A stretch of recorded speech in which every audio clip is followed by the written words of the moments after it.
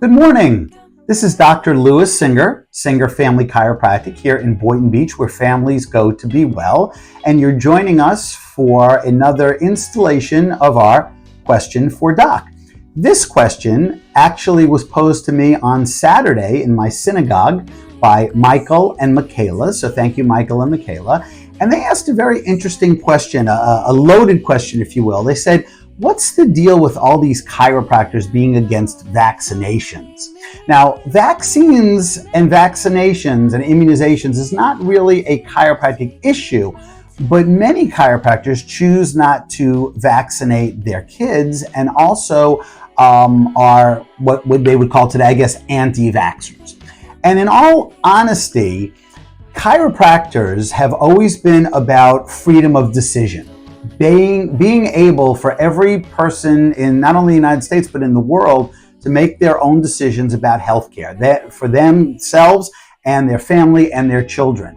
So whether somebody decides to go chiropractic care or not, or medical care or not, or do a particular surgery or not, or get a vaccine for them or their families or not, chiropractors have always been of the mind that it really should be up to the individual person to make that decision. And so many chiropractors are not necessarily anti-vax, but they want for patients and people in the community to basically have researched both sides of an issue, again, whether this is vaccinations or chiropractic or medicine, and then make the decision that works best for them and their families. So from a chiropractic standpoint, when people ask me about vaccinations, I am always, get the research, look at the pros, look at the cons, and then make your own decision. I don't think it's up to me to make decisions for anybody else. That being said, unfortunately, there are not a lot of medical doctors and medical establishments that will give you the opposition to getting a vaccination. And there are side effects and there are things that can go wrong. I know in our office, we do have some brochures from the National Vaccine Information Center, some pamphlets and things like that. So people can kind of get both sides of the issue.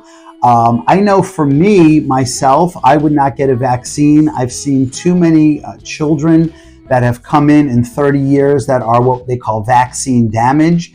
And it's so very interesting because a lot of times mothers will come in to me with their vaccine damaged kids, and it's almost like they say the exact same thing. They'll say, I knew my kid was different after the vaccination, 24, 48, 36 hours.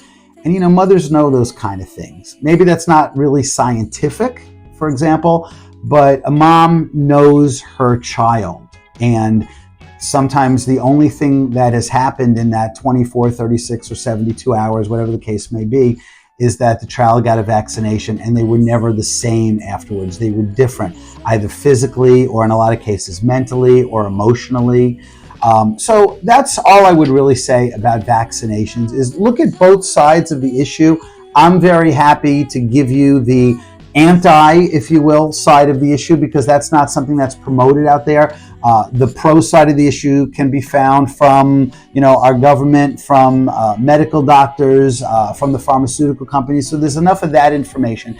And then read everything and make your own decisions. I will find that probably 8 out of 10 times that when people have all of the information, they tend to go non-vaccination because there are a lot of risks compared to the benefits. So that's a bit of a loaded question today, but I'm glad I got to answer that. And if any of you do have any vaccination questions or issues, please bring them up to me. I'm always happy to talk about anything one-on-one with my patients. So we'll see you again next Monday. Again, this is Dr. Lewis Singer, Singer Family Chiropractic here in Boynton Beach, where families go to be well. Thank you for listening and watching today. Question for Doc. Have a great week.